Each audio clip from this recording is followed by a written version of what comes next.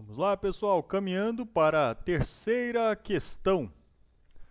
Ela trabalha com o conceito do direito, dizendo que, leitura do enunciado, vamos lá. Assinale a alternativa condizente com as leis regentes no direito tributário brasileiro. Ou seja, tenho que marcar a alternativa correta. Alternativa A. O Poder Executivo, a fim de ajustar as políticas cambiais e de comércio exterior, deverá, sem contestação, alterar as alíquotas do imposto de exportação. Existe o controle das políticas cambiais que são de autoria do governo federal, o seu controle, a sua competência prevista em lei, inclusive pela Constituição Federal do artigo 153. Contudo, no entanto, todavia, a alternativa diz: deverá sem contestação. Opa, aí mora a pegadinha, tá? Há uma possibilidade de contestação, pois há uma margem de tributação entre 30% e 150%.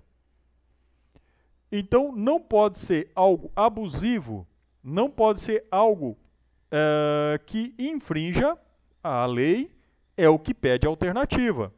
Então, quando a alternativa diz que tem que ser, quando o enunciado da questão diz que tem que ser condizente com o direito tributário nacional e a alternativa diz que o executivo poderá fazer sem contestação, está equivocado, porque há possibilidade de contestação desde que fuja as atribuições da lei entre 30% e 150% nos casos de exportação, ok? Alternativa A, errada. B. O contribuinte do imposto de exportação é qualquer pessoa que a lei equipare a importador, ou seja, que promova a saída de território nacional. Veja bem, uma alternativa um tanto confusa, pois diz que o contribuinte do imposto de exportação é equiparado ao importador. Está errado. Só aí já anulou a alternativa. E ele ainda continua que promova a saída do território nacional. O importador, ele promove a entrada ao território nacional e não a saída. Alternativa B, equivocada, ok? C. O fluxo de saída de produtos do país é controlado pela alíquota do imposto de exportação? Sim, é controlado também pela alíquota do imposto de exportação. O fluxo de saída de produtos do país, ele tem, dentro da alíquota do imposto de exportação, um instrumento de controle muito efetivo. Temos os exemplos aí que foi citado no ano de 2007, a alta do preço do arroz no Brasil em função de uma grande exportação desse produto. Nesse momento, o governo federal, no uso do seu poder de império atribuído ali no artigo 153 da Constituição, disse que posso majorar essa alíquota do imposto de exportação, o que praticamente tornou inviável a exportação do arroz ao estrangeiro, de modo que na manutenção, ou seja, na possibilidade de segurar a saída desse produto, inviabilizando a sua exportação, eu tenho ele em abundância no território nacional e isso, do ponto de vista da economia, faz os preços reduzirem. Então, alternativa C, correta. D. O imposto de exportação não se sujeita ao princípio da irretroatividade.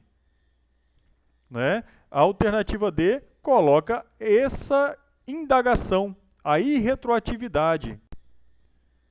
Pois é, pessoal, em relação ao princípio da irretroatividade, o imposto de exportação, ele não se sujeita ao princípio da anterioridade, e isso é importante destacar, certo? Da anterioridade. Então, quanto à anterioridade,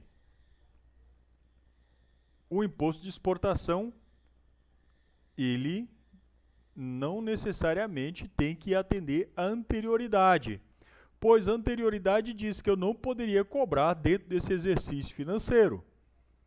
Quanto à irretroatividade, que é o que pede a alternativa, não tem nada a ver com a anterioridade, pois a irretroatividade é um elemento completamente distinto para efeito de direito tributário. O que diz a irretroatividade tributária? Diz que a lei deve abranger fatos geradores posteriores à sua edição, ou seja, a edição da própria lei. Ou seja, ela não pode retroagir para abarcar situações passadas, inclusive quando se trata de imposto de exportação. Então, essa alternativa também está equivocada. Se eu estivesse falando da anterioridade, ok. O imposto de exportação não necessariamente ele se amarra no princípio da anterioridade, mas da irretroatividade, sim. Tá bom? Alternativa errada. E aí, a letra D diz, todas as alternativas são falsas. Não. A alternativa C está correta. Beleza?